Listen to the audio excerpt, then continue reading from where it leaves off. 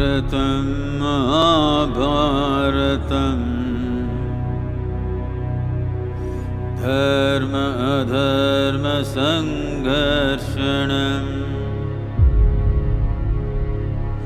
Pakshi Prani Manava cha Deva Dharma Adharma Panchalika Jnana Prabhasita Divya Jivam Sarve Sarva Maha Amritam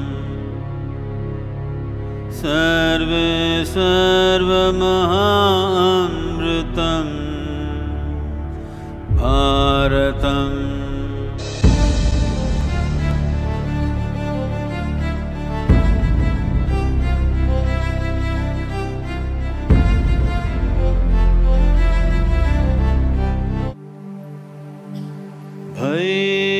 Bhairava Kala Bhairava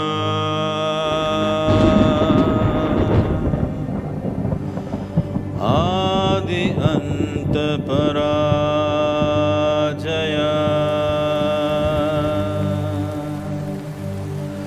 Bhairava Kala Bhairava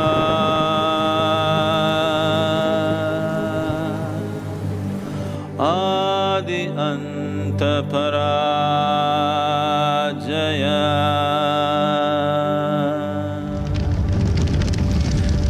Jaya Jaya Parajaya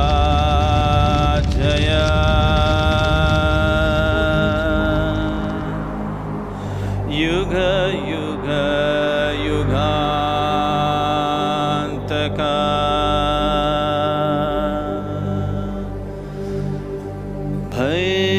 Bhairava Kala Bhairava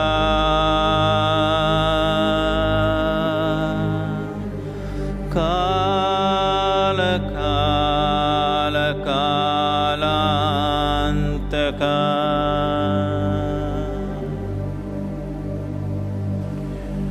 It is in time that we exist. It is in time that we were born. It is in time that we will die.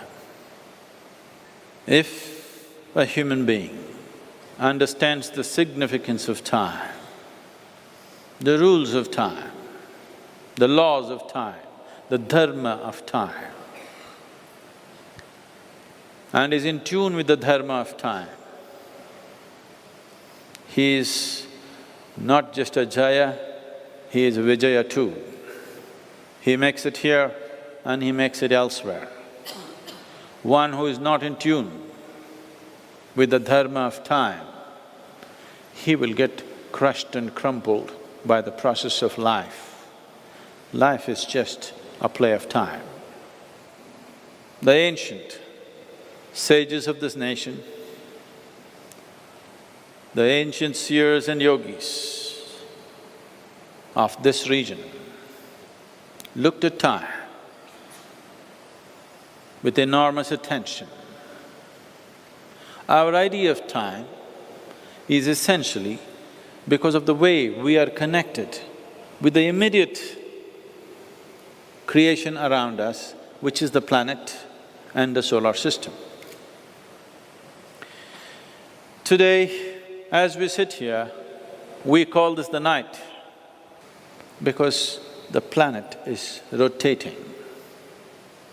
In a few hours, we'll call this midnight. In few more hours, we will call this day, only because the planet is spinning. The spin of the planet and the human body and the human energies and the human possibilities and the human destiny is so deeply entwined. If one does not understand the law that governs this, if one is not in tune with the dharma that governs this, he will be just spinning eternally. You know, if you spin around for some time, then you don't know where you're going. This is the state of most human beings because unknowingly they're spinning with the planet and then they don't know where they're going. The Surya Siddhanta, which goes back into the hori of time, estimated to be somewhere around 15 to 25,000 years ago. He's talking about the speed of light as 2,202 yojanas. In half a nimisha, 1 yojana, according to the modern units of measurement, would be nearly 9 miles. 1 nimisha means 16/75th of a second. If you multiply this, you get… this is the speed of light. He's talking about the speed of light over 15,000 years ago. And today, we have arrived at the same numbers with great difficulty, with all kinds of instrument. This is by simple observation of how the human system and the solar system functions together. The distances between the sun and the planet, the distances between the moon and the planet, and the way we rotate and the impact it has, all these things have been looked at with great care.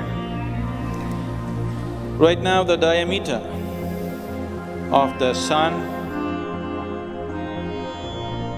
into 108 equals the distance between sun and earth. This is today's measurement, it goes exactly like that. The diameter of the moon into 108 equals the distance to the earth. You know why we put 108 beads in you must have lost quite a few of them by now. Out of sync. Like this I can go on with all kinds of fabulous figures. The most important thing is how the making of the time and the making of the human body are so deeply connected. If you know the planet is round and it has a slightly tilted orbit, if you take this orbit and as it travels, as it spins, here it forms a circle. To form this circle, today we know it takes 25,920 years. This is the time taken. This tilt mainly happens because of the gravitational pull of the moon over the earth. And for it to exert that pressure continuously to get this axis to form a circle, it takes this many years. And that many years is called as the one cycle of yugas. 25,920 by 60, because 60 is the number of minutes, 60 is also the number of heartbeats you should have if you are healthy, will turn out to 432. 432 is a number that comes up in various cultures, the Norse culture, the ancient Jewish culture, the Egyptian culture, the Mesopotamian culture, and very much here is 432. Why this 432 is, your heart beats 60 times a minute. If you're in a state of excitement, it may be doing more. If you are in a good health and in good condition, it beats 60 times. So 60 times into 60, it's 3,600 into 24 would be 86,400. This is what it would be. If you divide this by 2, if you leave this out, it's again 432. If you take the number of breaths that you're taking per minute, can you check and tell me how many breaths you're taking per minute? If you're not in a state of heavy excitement, you're doing 15. If you are in a state of sadhana, you've done lots of sadhana, then you could be 12, otherwise you will be 15. So, 15 breaths per minute means into 60 per hour, that is 900, 24, that is 21,600. There is something called as a nautical mile, which is a real mile. That means, when I say the real mile, it has something to do with the planet and the way it is. The other units of measurement that we have created has something to do with the ease with which we can calculate. So 1 nautical mile literally means, you know there are 360 degrees in a circle, all of you know this. So upon the planet, there are 360 degrees. If this is the planet, if this is the equator, there are 360 going up like this.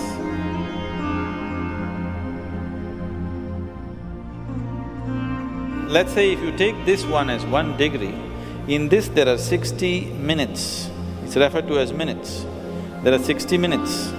These 60 minutes, that 1 minute accounts for 1 nautical mile. So that means the circumference of the earth at the equator is 21,600. That's how many breaths you take per day. The planet is not spinning on time, no good at all for us. If you are not in tune with it, still no good for you. I'm just trying to make you understand, time is not just a concept that we invented. Time is deep-rooted in the system, in the very way we are made. So, when we go into Mahabharata, there is so much talk about the yugas and how they function, the impact of time on human life.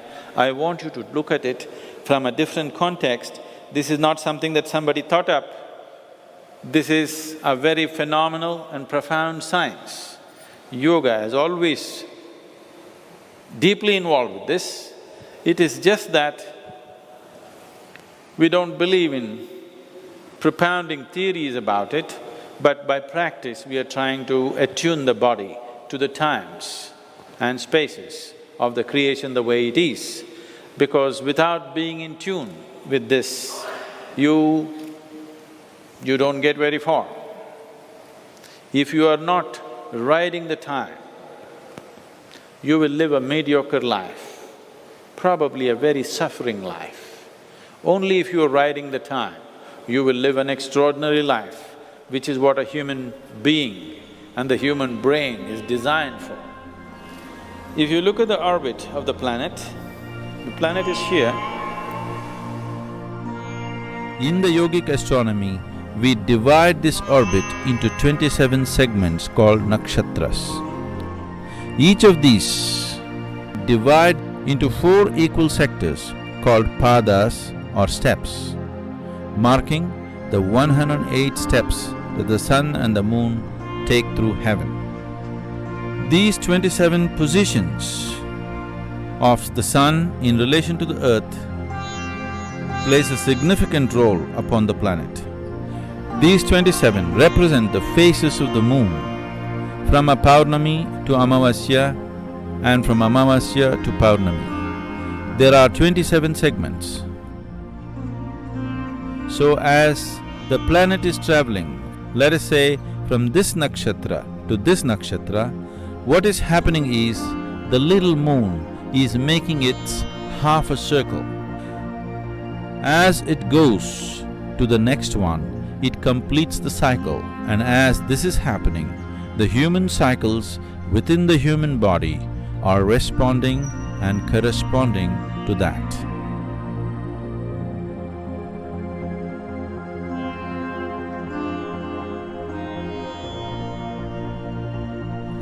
In a woman's body, it is very obviously there. Every 27.55 days, a cycle should happen in a woman's body if she has to be perfectly healthy. In the male body, it is happening in a different way. It is not so obvious and so manifest, but it is happening in a different way, and the cycle is of a larger span, because if it's a larger span and men don't have much arithmetic capabilities, they don't count when was my last cycle?